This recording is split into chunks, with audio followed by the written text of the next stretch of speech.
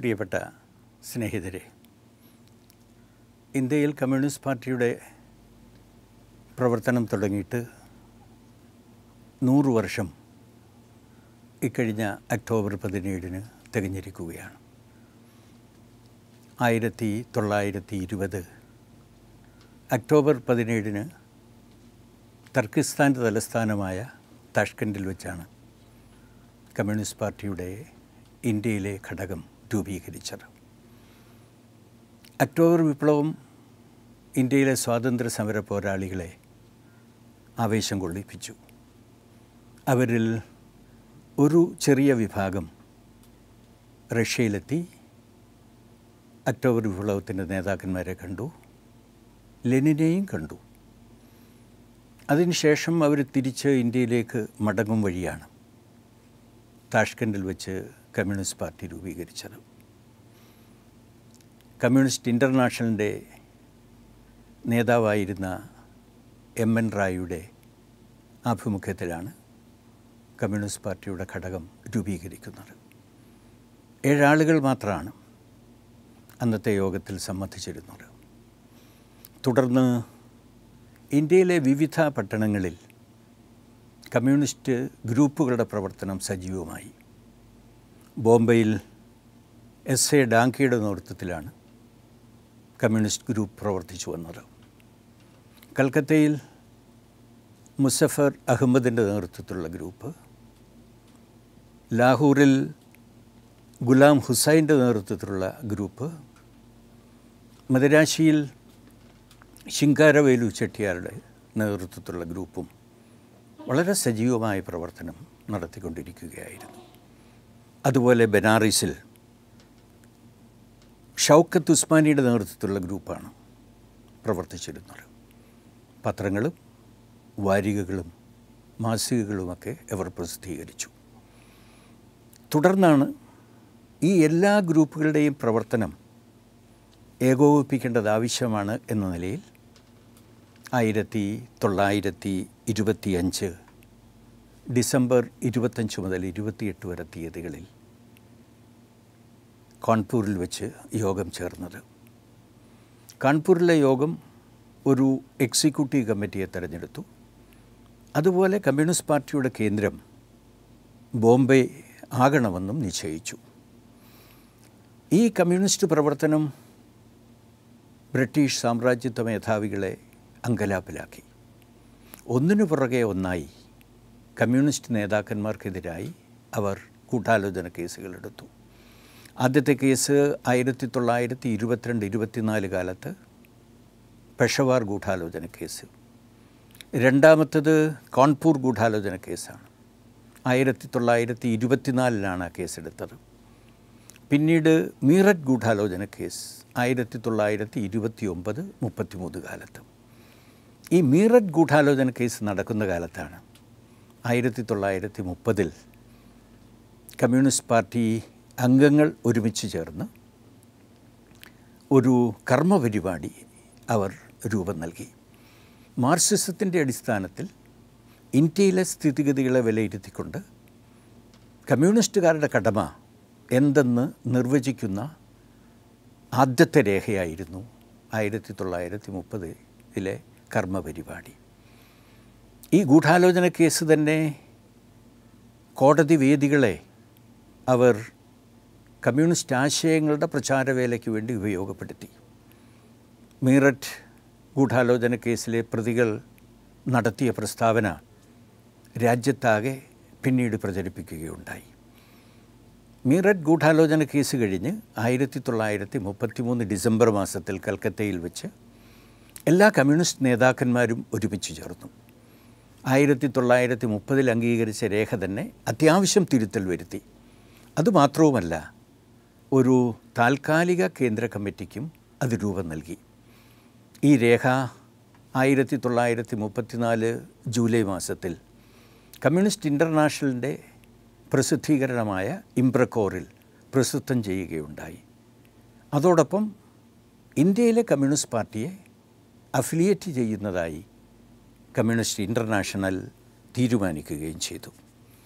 Communist പാർട്ടിയുടെ ആദ്യത്തെ സമ്മേളനം നടക്കുന്നത് 1943 മെയ് ജൂൺ സമയത്താണ്. ബോംബെയിലാണ് ചേർന്നത്. രണ്ടാമത്തെ കോൺഗ്രസ് 1948 ഫെബ്രുവരി അവസാനം തുടങ്ങി മാർച്ച് ആദ്യം അവസാനിക്കുകയാണ്. ഇക്കാലത്ത് ഇന്ത്യയുടെ സാമ്പത്തിക, സാമൂഹ്യ, രാഷ്ട്രീയ, സാംസ്കാരിക ജീവിതത്തിൽ വലിയ സംഭാവന കമ്മ്യൂണിസ്റ്റ് പാർട്ടി നൽകുകയുണ്ടായി. അതിലേറ്റവും പ്രധാനം സ്വാതന്ത്ര്യ സമരത്തിന് ഒരു ദിശാബോധം നൽകാനുള്ള കമ്മ്യൂണിസ്റ്റ് പാർട്ടിയുടെ ഇടപെടലാണ്. കമ്മ്യൂണിസ്റ്റ് പാർട്ടിയുടെ രൂപീകരണം നടന്നത് 1920. ഒരു വർഷം കഴിഞ്ഞപ്പോൾ കോൺഗ്രസിൻ്റെ 36ാം സമ്മേളനം ഗുജറാത്തിൻ്റെ തലസ്ഥാനമായ അഹമ്മദാബാദിൽ ചേർന്നു. ആ സമ്മേളനത്തിൽ താഷ്കൻഡ് യോഗത്തിൽ സംബന്ധിച്ച എം.എൻ. റായിയും അബനി മുഖർജിയും ഒരു രേഖ തയ്യാറാക്കി അവിടെ വിതരണം ചെയ്യുകയുണ്ടായി. അതോടൊപ്പം അവിടെ 2 പ്രതിനിധികൾ, മൗലാന ഹസ്രത്ത് മൊഹാനിയും അതുപോലെ സ്വാമി കുമാരാനന്ദയും ഒരു പ്രമേയം അവതരിപ്പിച്ചു. ഇന്ത്യക്ക് പൂർണ്ണ സ്വാതന്ത്ര്യം ലഭിക്കണം എന്ന ആവശ്യം ഉന്നയിച്ചുകൊണ്ടുള്ള പ്രമേയമാണ്.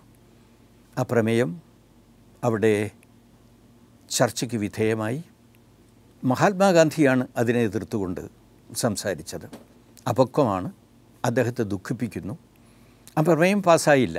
എന്നിരുന്നാലും നമ്മുടെ രാജ്യത്തെ സ്വാതന്ത്ര്യ സമര ചരിത്രകാലത്ത് പൂർണ്ണ സ്വാതന്ത്ര്യമാണ് ഇന്ത്യക്ക് വേണ്ടത് എന്ന ആവശ്യം ആദ്യമായി ഉന്നയിച്ചത് കമ്മ്യൂണിസ്റ്റുകാരാണ്.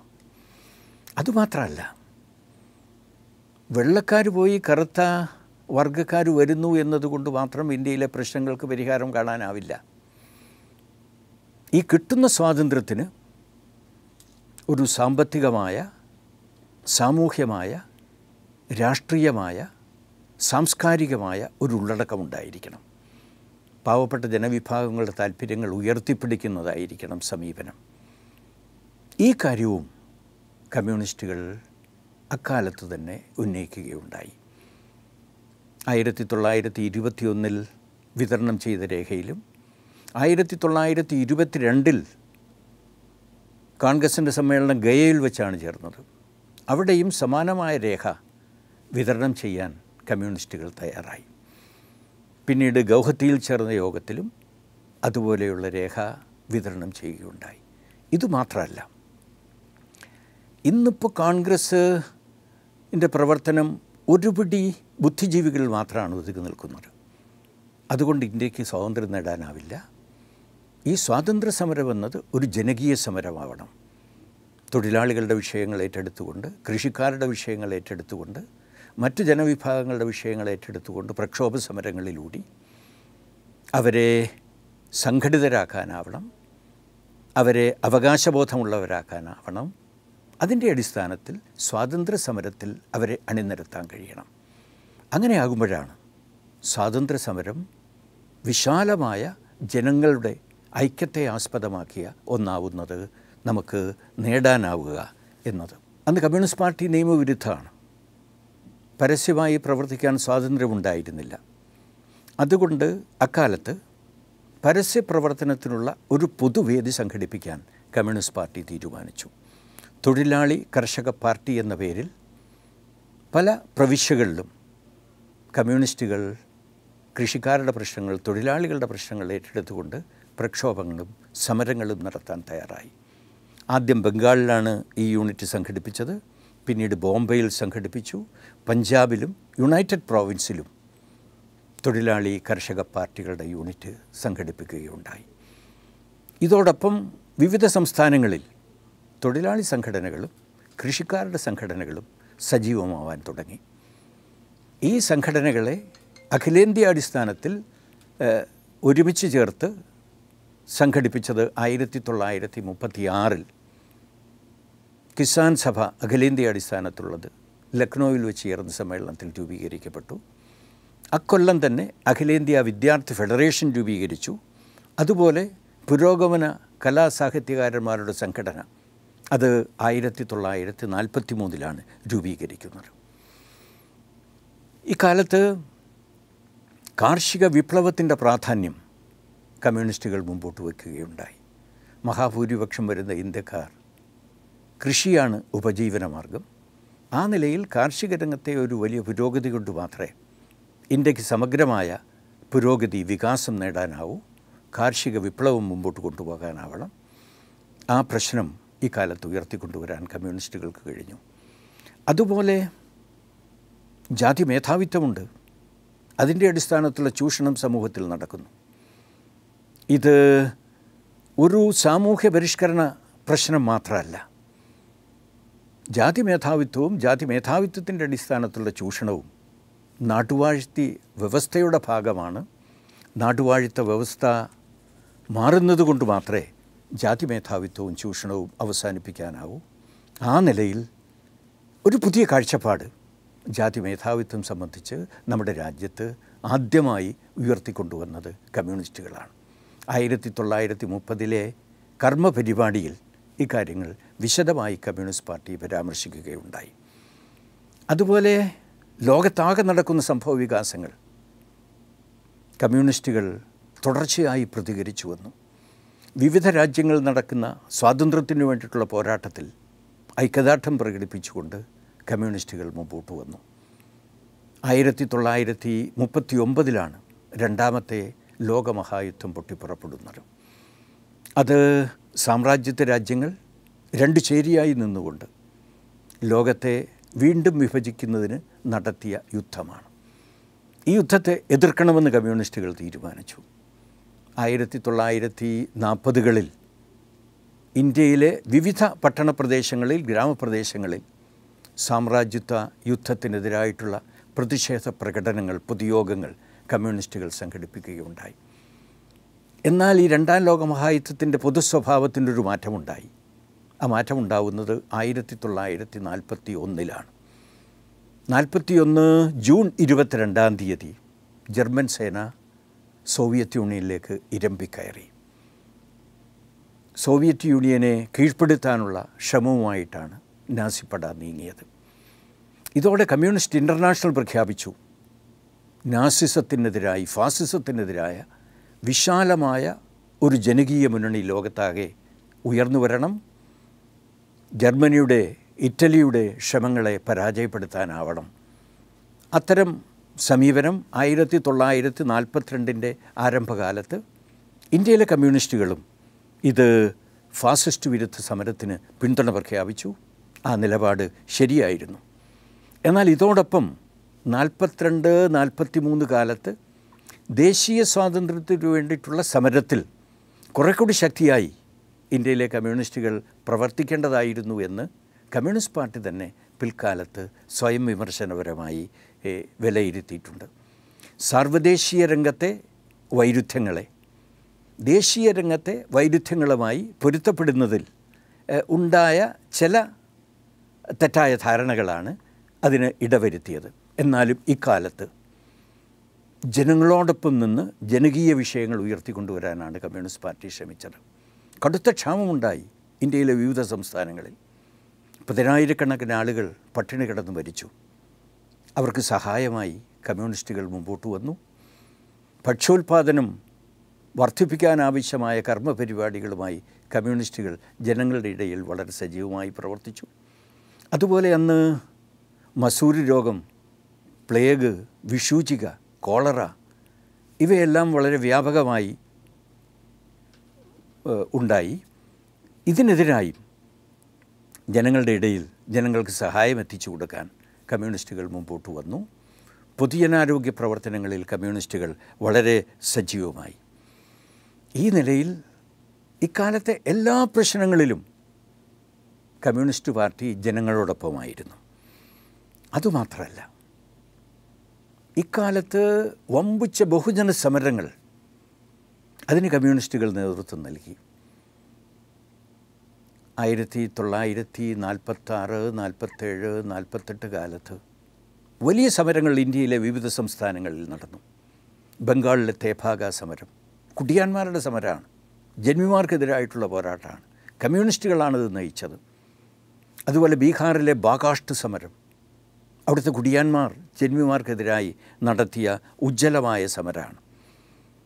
ഇന്നിപ്പോൾ ബംഗ്ലാദേശുണ്ട്, ആസാമുണ്ട് തുടങ്ങിയ പ്രദേശങ്ങൾ ഉൾപ്പെടുന്ന സുർമ വാലി, അവിടുത്തെയും കുടിയാന്മാർ ജന്മികൾക്കെതിരായി തീഷ്ണമായ സമരത്തിൽ അക്കാലത്ത് ഏർപ്പെടുകയുണ്ടായി. അതിനും നേതൃത്വം വഹിച്ചത് കമ്മ്യൂണിസ്റ്റുകളാണ്. ഔധയിലെ കൃഷിക്കാരുടെ സമരം, പഞ്ചാബിലെ കൃഷിക്കാരുടെ സമരം, ജമ്മു കാശ്മീരിലെ കൃഷിക്കാരുടെ സമരം, മഹാരാഷ്ട്രയിലെ ആദിവാസികൾ വർലി അവിടുത്തെ കൃഷിക്കാരുടെ സമരം കമ്മ്യൂണിസ്റ്റ് പാർട്ടിയാണ് മുൻപന്തിയിൽ. അതുപോലെ കേരളത്തിലെ വിവിധ ഗ്രാമപ്രദേശങ്ങളിൽ നടന്ന കുടിയാന്മാരുടെ സമരങ്ങൾ, കർഷക ജനവിഭാഗങ്ങളുടെ സമരങ്ങൾ കമ്മ്യൂണിസ്റ്റ് പാർട്ടിയുടെ സജീവമായ പങ്കാളിത്തത്തോടു കൂടിയാണ് ഈ സമരങ്ങൾ നടന്നത്. അതുപോലെ നടന്ന ഏറ്റവും ഉജ്ജ്വലമായ തെലുങ്കാന സായുധ സമരം ആയുധമെടുത്തുകൊണ്ട് കർഷക ജനവിഭാഗങ്ങൾ നടത്തിയ സമരമാണ്. ആ സമരത്തിലും കമ്മ്യൂണിസ്റ്റുകൾ വളരെ സജീവമായി നേതൃത്വപരമായ പങ്ക് നിർവഹിച്ചു. ത്രിപുരയിൽ അവിടുത്തെ ആദിവാസി ജനവിഭാഗങ്ങൾ രാജാധിപത്യത്തിനും ജന്മികളുടെ ആധിപത്യത്തിനുമെതിരായി നടത്തിയ സായുധമായ പോരാട്ടം, ആ പോരാട്ടത്തിൻ്റെ നേതാവായിരുന്നു പിൽക്കാലത്ത് ത്രിപുരയിലെ മുഖ്യമന്ത്രിയായ ദശരഥ് ദേവ്. അതുപോലെ പുന്നപ്ര വയലാർ സമരം ഈ കാലഘട്ടത്തിലാണ്, 44-45 കാലഘട്ടത്തിലാണ് നാവിക കലാപമുണ്ടാവുന്നത്. നാവികർ ബ്രിട്ടീഷുകാരുടെ യൂണിയൻ ജാക്ക് പതാക താഴോട്ട് വലിച്ച് ഇറക്കി അവിടെ ചെങ്കുടിയും ത്രിവർണ്ണ പതാകയും മുസ്ലിം ലീഗിൻ്റെ പച്ചക്കൊടിയും ഉയർത്തിക്കും. ഈ സമരത്തിന് അനുകൂലമായി രാജ്യവ്യാപകമായ തൊഴിലാളികളുടെ പണിമുടക്കം നടന്നു. വിവിധ വിഷയങ്ങൾ ഉന്നയിച്ചുകൊണ്ട് തൊഴിലാളികളുടെ സമരങ്ങൾ വിവിധ പട്ടണങ്ങളിൽ നടന്നുകൊണ്ടിരിക്കുകയാണ്. ഈ സമരങ്ങളിലെല്ലാം ഏറ്റവും സജീവമായ പങ്കാണ് കമ്മ്യൂണിസ്റ്റുകൾ നിർവഹിച്ചത്. 42-43 കാലത്തെ ചെറിയ പോരായ്മകൾക്ക് ഈ ജനങ്ങളുടെ ഇടയിലുള്ള ഇടപെടലുകളിലൂടെ, ജനകീയ സമരങ്ങളിലൂടെ പരിഹാരം കാണാനും ജനങ്ങളുടെ പ്രസ്ഥാനം എന്ന തരത്തിൽ കമ്മ്യൂണിസ്റ്റ് പാർട്ടിക്ക് മുമ്പോട്ട് കടന്നു വരാനും കഴിഞ്ഞു. 1947 ആഗസ്റ്റ് 15-നാണ് വെള്ളക്കാർ വിട്ടുപോയത്, ഇന്ത്യക്ക് സ്വാതന്ത്ര്യം ലഭിച്ചത്. ഈ സ്വാതന്ത്ര്യപ്രാപ്തി പിന്നീട് ഇന്ത്യയിൽ വന്ന ഭരണം ഒട്ടേറെ പുതിയ വിഷയങ്ങളെ കമ്മ്യൂണിസ്റ്റുകളുടെ മുമ്പിലേക്ക് ഉയർത്തിക്കൊണ്ടുവന്നു. എന്താ ഈ പുതിയ ഭരണത്തിൻ്റെ സ്വഭാവം? യഥാർത്ഥത്തിലുള്ള സ്വാതന്ത്ര്യം ലഭിച്ചിട്ടുണ്ടോ? പാവ ഗവൺമെൻറ്റാണോ ഇന്നിപ്പോൾ അധികാരത്തിലിരിക്കുന്നത്? ഈ പുതിയ ഭരണവർഗങ്ങൾ അവരുടെ സ്വഭാവം എന്താണ്? അവരെ നമുക്ക് സഹായികളായി കാണാനാവുമോ? അതുപോലെ ഇന്നത്തെ ഭരണകൂടത്തെ മാറ്റി തീർക്കുന്നതിന് എന്താ മാർഗം? സായുധമായ സമരം മാത്രമാണോ ഏകമാർഗം? റഷ്യൻ വിപ്ലവ രീതിയാണോ ഇന്ത്യക്ക് മാതൃക? അതോ ചൈന വിപ്ലവ രീതിയാണോ ഇന്ത്യക്ക് മാതൃക? ഇന്ത്യയിലെ തനത് വിപ്ലവ സമീപനം ഏതാണ്? ഇങ്ങനെയുള്ള ഒട്ടനവധി വിഷയങ്ങൾ കമ്മ്യൂണിസ്റ്റ് പാർട്ടിക്കകത്ത് ഉയർന്നു വന്നു. വ്യത്യസ്ത ആശയഗതികൾ കമ്മ്യൂണിസ്റ്റ് പാർട്ടിക്കകത്ത് ഏറ്റുമുട്ടി. അതുമാത്രമല്ല, അക്കാലത്താണ് സ്വതന്ത്രമായ സാമ്രാജ്യവിരുദ്ധ സ്വഭാവമുള്ള ഒരു വിദേശ നയം അന്ന് ജവഹർലാൽ നെഹ്റുവിൻ്റെ നേതൃത്വത്തിൽ ഇന്ത്യ ഗവൺമെൻറ് സ്വീകരിക്കുകയുണ്ടായി.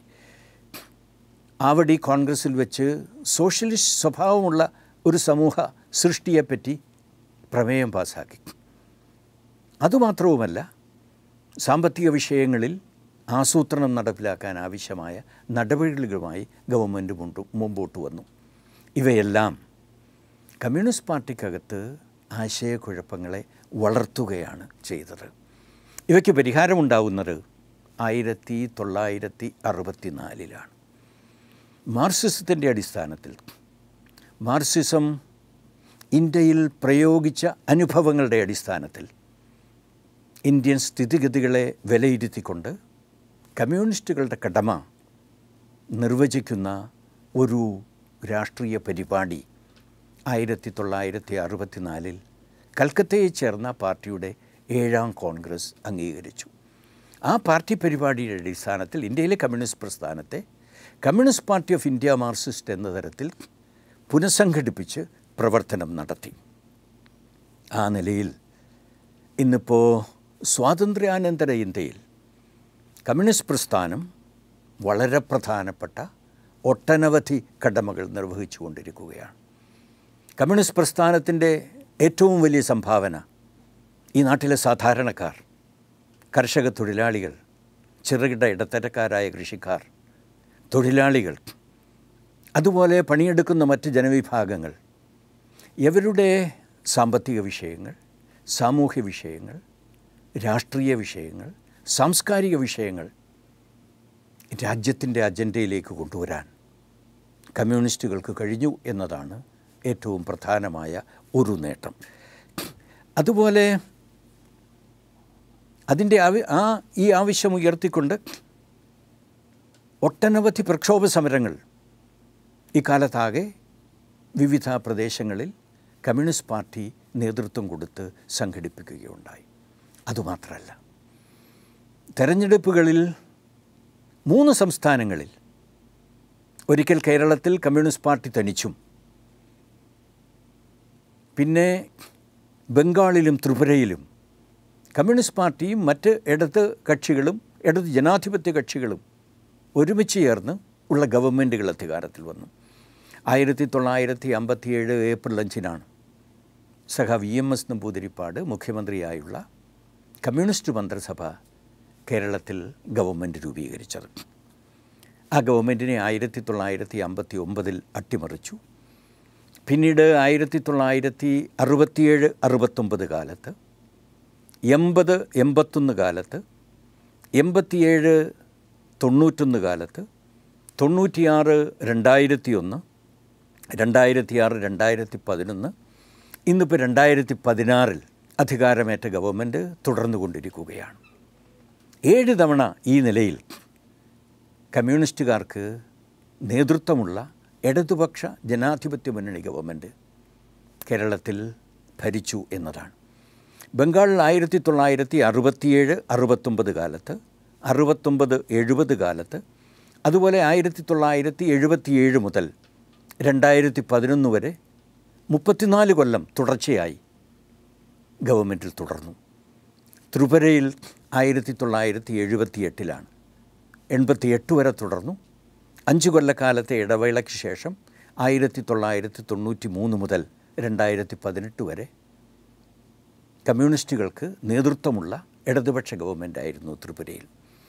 ഈ ഗവൺമെൻറ്റുകൾ കമ്മ്യൂണിസ്റ്റ് പാർട്ടി ആഗ്രഹിക്കുന്ന എല്ലാ പരിപാടികളും നടപ്പിലാക്കാൻ കഴിയുന്ന ഗവൺമെൻറ്റുകളല്ല. ഒട്ടേറെ പരിമിതികളുണ്ട്. ഇന്ത്യയുടെ ഭരണഘടനയുടെ പരിമിതിയുണ്ട്, വിവിധ നിയമങ്ങളുടെ പരിമിതിയുണ്ട്, കേന്ദ്ര ഗവൺമെൻറ് ആവിഷ്കരിച്ച് നടപ്പാക്കുന്ന നയങ്ങളുടെ സ്വാധീനശക്തിയുടെ പരിമിതിയുണ്ട്. എന്നിരുന്നാലും ഈ പരിമിതികൾക്കകത്ത് നിന്നുകൊണ്ട് സാമാന്യ ജനങ്ങളുടെ താല്പര്യങ്ങൾ ഉയർത്തിക്കൊണ്ടുള്ള ബദൽ നയങ്ങൾ നടപ്പിലാക്കാൻ പരമാവധി ഈ ഗവൺമെൻറ്റുകൾ ശ്രമിച്ചു. ജനങ്ങൾക്ക് ക്ഷേമ പദ്ധതികൾ നടപ്പിലാക്കാൻ ഈ ഗവൺമെൻറ്റുകൾ പരമാവധി ശ്രമിക്കുകയുണ്ടായി. പരമാവധി ആശ്വാസം നൽകാനുള്ള നടപടികൾ ഈ ഗവൺമെൻറ്റുകൾ എടുത്തു. ഈ ഗവൺമെൻറ്റുകൾ, ഈ 3 ഗവൺമെൻറ്റുകളും ഭൂപരിഷ്കാര നടപടികൾ ഈ 3 സംസ്ഥാനങ്ങളിലും ഭരണഘടനയുടെ ചട്ടക്കൂട്ടിനകത്ത് നിന്നുകൊണ്ട് പരമാവധി മുമ്പോട്ട് കൊണ്ടുപോകാൻ കഴിഞ്ഞു. വിദ്യാഭ്യാസ രംഗം, ആരോഗ്യരംഗം ജനാധിപത്യവൽക്കരിക്കാൻ ആവശ്യമായ നടപടികൾ സ്വീകരിക്കുകയുണ്ടായി. പൊതുവിതരണ സമ്പ്രദായം വിപുലമാക്കി. പൊതു പാർപ്പിട സൗകര്യമില്ലാത്ത ജനങ്ങൾക്ക് നൽകാനാവശ്യമായ നടപടികളുണ്ടായി. അധികാര വികേന്ദ്രീകരണം സംബന്ധിച്ചുള്ള നടപടികൾ ഈ ഗവൺമെൻറ്റുകൾ എടുക്കാൻ തയ്യാറായി. അതുമാത്രമല്ല, നമ്മുടെ രാജ്യത്തിലെ വിവിധ വർഗങ്ങളുടെ ജനവിഭാഗങ്ങളുടെ സംഘടനകൾ, ആ സംഘടനകളുടെ ജനാധിപത്യ സ്വാതന്ത്ര്യം ഉറപ്പുവരുത്താൻ നടപടികളെടുക്കൂ എന്നതാണ് വളരെ പ്രധാനം. ജനകീയ ആവശ്യങ്ങൾക്ക് വേണ്ടി പ്രക്ഷോഭ സമരങ്ങൾ നടത്താനും അതുവഴി രാജ്യം ഉൽപ്പാദിപ്പിക്കുന്ന സമ്പത്ത് ഒരു അളവോളം നീതിപൂർവം വിതരണം ചെയ്യുന്നതിന് ഈ ബഹുജന സംഘടനകളെ പ്രാപ്തമാക്കി തീർത്തു എന്നത് വളരെ പ്രധാനപ്പെട്ടതാണ്. കാർഷിക വ്യാവസായിക മേഖലകളിലും മറ്റ് ബൂർഷ്വാ ഭൂപ്രഭു ഗവൺമെൻറ്റുകളുടെ സമീപനത്തിൽ നിന്ന് വ്യത്യസ്തമായി സാധാരണക്കാരുടെ പ്രശ്നങ്ങളെ പരിഹാരം കാണുക എന്നതിൽ ഊന്നിക്കൊണ്ടുള്ള ഒരു പുതിയ ബദൽ സമീപനം സ്വീകരിക്കാൻ തയ്യാറായി. അതിവിപുലമായ സാമൂഹ്യക്ഷേമ പദ്ധതികൾ ഈ 3 ഗവൺമെൻറ്റുകളും ബുദ്ധിമുട്ടും ക്ലേശവും അനുഭവിക്കുന്ന ജനവിഭാഗങ്ങൾക്ക് നൽകാനും തയ്യാറായി. ഭാഷാപരമായ സംസ്ഥാനം രൂപീകരിക്കുന്നതിൽ കമ്മ്യൂണിസ്റ്റുകളുടെ ഇടപെടൽ വളരെ പ്രധാനമായിരുന്നു. ജനങ്ങളുടെ ജനാധിപത്യാവകാശങ്ങളും പൗരാവകാശങ്ങളും സംരക്ഷിക്കുന്ന കാര്യത്തിൽ നിരന്തരമായ സമരത്തിലായിരുന്നു കമ്മ്യൂണിസ്റ്റുകൾ ഇക്കാലത്താകെ. മതനിരപേക്ഷത ഉയർത്തിപ്പിടിക്കുന്നതിൽ ജനങ്ങളുടെ ഐക്യം, രാജ്യത്തിൻ്റെ ഐക്യം സംരക്ഷിക്കുന്നതിന് പരമപ്രധാനമാണ്. അക്കാര്യത്തിൽ ഉറച്ച നിലപാടാണ് കമ്മ്യൂണിസ്റ്റ് പാർട്ടി ഈ 100 കൊല്ലക്കാലവും നമ്മുടെ രാജ്യത്ത് സ്വീകരിച്ചു പോകുന്നത്. അതുപോലെ ദളിത് വിഭാഗങ്ങളുണ്ട്, ആദിവാസി ജനവിഭാഗങ്ങളുണ്ട്, ന്യൂനപക്ഷങ്ങളുണ്ട്. ഇവരുടെ ആവശ്യം ഉയർത്തിപ്പിടിച്ചുകൊണ്ട് പ്രക്ഷോഭ സമരങ്ങൾ നടത്തുന്നതിൽ കമ്മ്യൂണിസ്റ്റ് പാർട്ടിയാണ് എപ്പോഴും മുൻനിന്നിട്ടുള്ളത്. ലിംഗനീതിക്ക് വേണ്ടി, സ്ത്രീകളുടെ തുല്യതയ്ക്ക് വേണ്ടിയിട്ടുള്ള പോരാട്ടത്തിലും കമ്മ്യൂണിസ്റ്റ് പ്രസ്ഥാനമാണ് മുൻപന്തിയിൽ നിൽക്കുന്നത്. ഉറച്ച സാമ്രാജ്യവിരുദ്ധ നിലപാടാണ് കമ്മ്യൂണിസ്റ്റ് പാർട്ടി നിരന്തരം സ്വീകരിച്ചു കൊണ്ടിരിക്കുന്നത്. ഇന്നിപ്പോൾ പരിസ്ഥിതി പ്രശ്നം വളരെ പ്രധാനപ്പെട്ട പ്രശ്നമാണ്. ആഗോള താപനത്തിൻ്റെ പശ്ചാത്തലത്തിൽ ഈ കാര്യത്തിൽ വർത്തമാന താൽപ്പര്യങ്ങളുടെയും ഭാവികാല താൽപ്പര്യങ്ങളുടെയും അടിസ്ഥാനത്തിൽ പ്രകൃതിയിൽ ഇടപെടൽ നടത്തുന്നതിന് ശാസ്ത്രീയമായ സമീപനത്തിന് വേണ്ടിയിട്ടാണ് കമ്മ്യൂണിസ്റ്റ് പാർട്ടിയുടെ നിലപാട്. ശാസ്ത്രബോധം, യുക്തി, ഉറച്ച നിലപാടാണ് ഇക്കാര്യത്തിലും കമ്മ്യൂണിസ്റ്റ് പാർട്ടി സ്വീകരിച്ചു കൊണ്ടിരിക്കുന്നത്. ഒരു ജനകീയ സംസ്കാരം വളർത്തിക്കൊണ്ടുവരാനുള്ള പരിശ്രമത്തിലും കമ്മ്യൂണിസ്റ്റുകാർ വളരെ സമർത്ഥമായി നമ്മുടെ സമൂഹത്തിൽ ഇടപെടുകയുണ്ടായി. അതുപോലെ 1990-കളിലാണ് നവ ഉദാരവൽക്കരണ സാമ്പത്തിക നയങ്ങൾ നമ്മുടെ രാജ്യത്ത് നടപ്പാക്കാൻ തുടങ്ങിയത്. അത് എല്ലാ ഭൂപ്രഭു രാഷ്ട്രീയ കക്ഷികളും നമ്മുടെ രാജ്യത്ത് അതിനു പിന്തുണ പ്രഖ്യാപിച്ചു. കമ്മ്യൂണിസ്റ്റ് പാർട്ടിയാണ് അതിനെ എതിർക്കാൻ തയ്യാറായത്. ജനവിരുദ്ധമാണ്, രാജ്യത്തിലെ പ്രശ്നങ്ങളെ മൂർച്ഛിപ്പിക്കാൻ മാത്രമാണ് നവ ഉദാരവൽക്കരണ സാമ്പത്തിക നയങ്ങൾക്ക് കഴിയുക എന്നത് ജനങ്ങളുടെ മുമ്പിൽ ആദ്യം ഉയർത്തിക്കൊണ്ടുവന്നത് കമ്മ്യൂണിസ്റ്റുകളാണ്. ഈ കാലത്താകെ സ്വതന്ത്രമായ പ്രവർത്തനം, കൂട്ടായ പ്രവർത്തനം ഈ ജനകീയ ആവശ്യങ്ങൾക്ക് വേണ്ടി, രാജ്യത്തിൻ്റെ ആവശ്യങ്ങൾക്ക് വേണ്ടി കമ്മ്യൂണിസ്റ്റുകൾ സംഘടിപ്പിക്കുകയുണ്ടായി. ഇന്ന് വളരെ അപകടകരമായ ഒരു സ്ഥിതിവിശേഷത്തെയാണ് നമ്മുടെ രാജ്യം നേരിടുന്നത്. ഭൂപ്രഭു ഭരണമാണ് നമ്മുടെ രാജ്യത്ത് കഴിഞ്ഞ കാലത്താകെ തുടർന്നു വന്നതെങ്കിലും ക്രിയാത്മകമായ ചില വശങ്ങൾ സാമ്രാജ്യവിരുദ്ധ സമരത്തിൻ്റെ പാരമ്പര്യത്തിൻ്റെ അടിസ്ഥാനത്തിൽ ആ ഭരണത്തിലുണ്ടായിരുന്നു. ഇന്ന് BJP ഭരണം ക്രിയാത്മകമായ എല്ലാത്തിനെയും അട്ടിമറിച്ചിരിക്കുകയാണ്. പൊതുമേഖലകളാകെ കോർപ്പറേറ്റുകൾ കൈവശപ്പെടുത്തി, പ്രകൃതി സമ്പത്താകെ കോർപ്പറേറ്റുകൾ കൈവശപ്പെടുത്തി ഒരു ഹിന്ദു രാഷ്ട്രം സ്ഥാപിക്കാനുള്ള വളരെ ബോധപൂർവമായ ശ്രമമാണ് ഇന്നിപ്പോൾ ഈ ഗവൺമെൻറ് എടുത്തുകൊണ്ടിരിക്കുന്നത്. ജനങ്ങളുടെ ജനാധിപത്യ അവകാശങ്ങളും പൗരാവകാശങ്ങളും ഭരണഘടനയും എല്ലാം അട്ടിമറിക്കുന്ന സമീപനമാണ് ഈ ഗവൺമെൻറ്റിൻ്റെ ഭാഗത്തു നിന്നും ഉണ്ടാവുന്നത്. അതുമാത്രമല്ല, ഇന്ത്യ രാജ്യത്തെ അമേരിക്കയുടെ ആശ്രിത രാജ്യമാക്കി ഇന്ന് മാറ്റി തീർത്തിരിക്കുകയാണ്. ഇതിനൊക്കെ എതിരായ പ്രക്ഷോഭങ്ങൾക്കും സമരങ്ങൾക്കുമാണ് കമ്മ്യൂണിസ്റ്റ് പാർട്ടി നേതൃത്വം കൊടുത്തുകൊണ്ടിരിക്കുന്നത്. മാർക്സിസം ഇന്ത്യൻ സാഹചര്യത്തിൽ പ്രയോഗിക്കാനുള്ള ശ്രമമാണ് ഈ 100 കൊല്ലക്കാലം കമ്മ്യൂണിസ്റ്റ് പാർട്ടി നടത്തിയത്. അക്കാര്യത്തിൽ നേട്ടങ്ങളുണ്ടായി. ഈ അനുഭവങ്ങളെയാകെ വിലയിരുത്തിക്കൊണ്ട് എവിടെയെങ്കിലും പോരായ്മകളോ വീഴ്ചകളോ പറ്റിയിട്ടുണ്ടെങ്കിൽ അവയ്ക്കാകെ പരിഹാരം കാണാനുള്ള ഒരു പരിശോധനയും ഇക്കാലത്ത് നടത്തണമെന്ന് തീരുമാനിച്ചിട്ടുണ്ട്. നമ്മുടെ രാജ്യത്തിൻ്റെ പ്രശ്നങ്ങൾക്ക് പരിഹാരം കാണുന്ന ശരിയായ ഒരു സമീപനമാണ് ഈ 100 കൊല്ലക്കാലം കമ്മ്യൂണിസ്റ്റ് പാർട്ടി എടുത്തു പോകുന്നത്. ജനങ്ങളുടെ പിന്തുണ കൊണ്ടാണ് ആ നിലയിൽ നിർവഹിക്കാൻ കഴിഞ്ഞത്. തുടർന്നും ജനങ്ങളുടെ പിന്തുണ കമ്മ്യൂണിസ്റ്റ് പ്രസ്ഥാനത്തിന് ഉണ്ട് എന്ന് പ്രതീക്ഷിക്കുന്നു. എൻ്റെ അഭിവാദനങ്ങൾ.